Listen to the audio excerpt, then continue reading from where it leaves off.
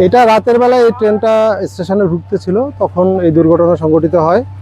আমরা রাত আনুমানিক 4:50 থেকে আমরা মেসেজ পাই। আমি ঈশ্বরদী রিলিফ ট্রেনের ইনচার্জ। আমরা তাৎক্ষণিক রিলিফ ট্রেন, উদ্ধারকারী ট্রেন নিয়ে আমরা ঘটনাস্থলে আসি। এসে আমরা সকাল 9:50 থেকে কার্যক্রম শুরু করি।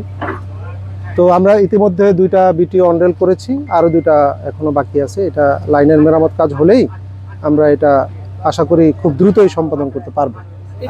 আসলে এটা আমি সঠিক বলতে পারবো না। এটার জন্য তদন্তকারী টিম গঠন করা হয়েছে, তদন্ত টিম গঠন করা হয়েছে।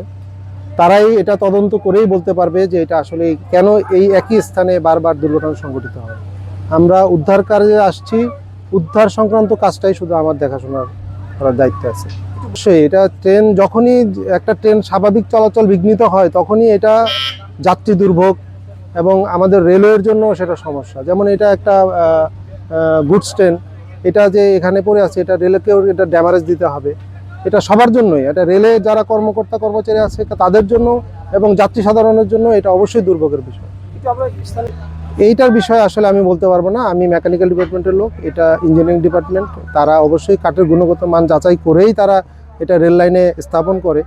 হ্যাঁ, অতএব এটা আসলে পাবলিক, সাধারণ জনগণ এটা সম্পর্কে কতটা ওয়াকিবহাল এটা তো আসলে ওইভাবে বলা ঠিক না।